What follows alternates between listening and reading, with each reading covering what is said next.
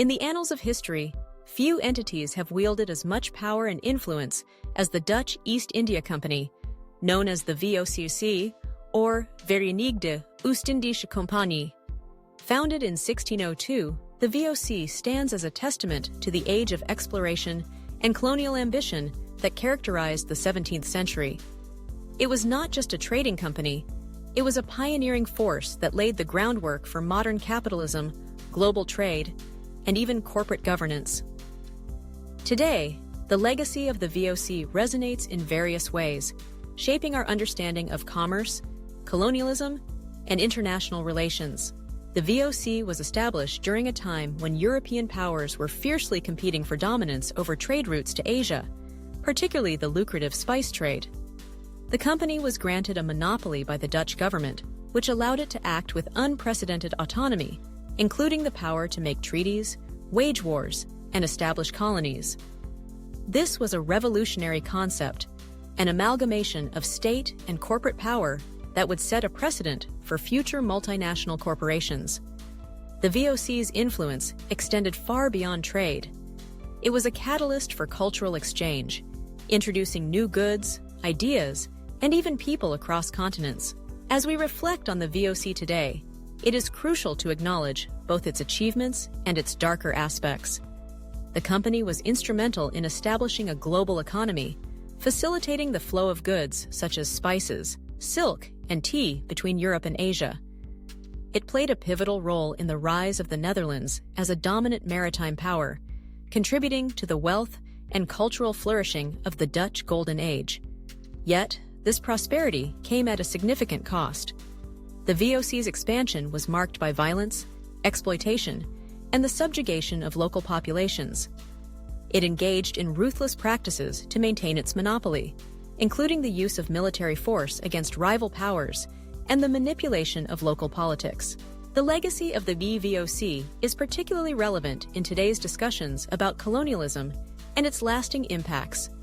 The company's history is intertwined with the broader narrative of European colonialism, which has left deep scars on many nations and cultures. In contemporary society, there is a growing awareness of the need to confront and reckon with this history. The debates surrounding reparations, cultural restitution, and the acknowledgement of historical injustices are all part of a larger conversation about how we understand and address the legacies of colonial powers like the VOC. Moreover, the VOC's model of corporate governance has evolved into the multinational corporations we see today. The idea of a company operating with state-like powers is not far removed from the influence wielded by modern corporations in global markets. The VOC's practices of profit maximization and resource extraction echo in the strategies of contemporary businesses that often prioritize shareholder value over social responsibility.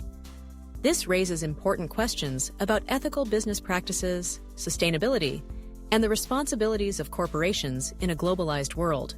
In many ways, the VOC serves as a case study for the complexities of globalization. It highlights the interconnectedness of economies and cultures, while also shedding light on the inequalities and conflicts that can arise from such interactions.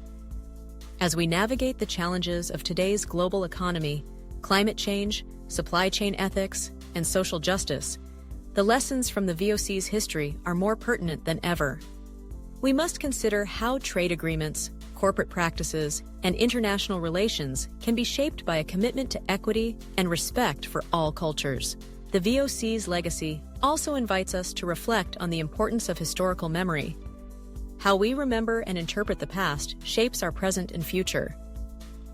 In the Netherlands and other countries affected by the VOC's actions, there is an ongoing effort to reassess historical narratives. Museums, educational curriculums, and public dialogues are increasingly recognizing the multifaceted nature of history, acknowledging both the achievements and the atrocities. This process of reckoning is essential for fostering a more inclusive understanding of our shared past.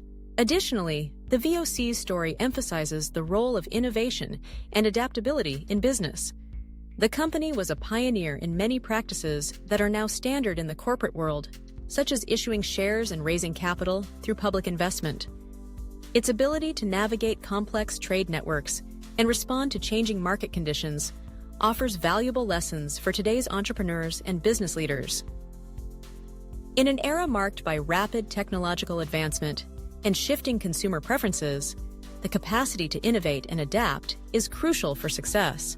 As we consider the VOC's impact on our world today, it is important to recognize the complexity of its legacy. The company is a symbol of both the heights of human ambition and the depths of human exploitation. It reminds us that the pursuit of profit and power can have profound consequences, not only for those directly involved, but for societies and cultures across the globe. The VOC's history challenges us to think critically about our own roles in the global economy and to strive for a future that honors the lessons of the past. In conclusion, the Dutch East India Company is more than a relic of the past. It is a lens through which we can examine the intricacies of globalization, corporate responsibility, and historical accountability. The VOC's legacy is a call to action, urging us to engage with the complexities of our world, to learn from history, and to work towards a more equitable and just global society. As we navigate the challenges of the 21st century, let us draw upon the lessons of the VOC to inform our decisions, shape our values, and ultimately create a better future for all.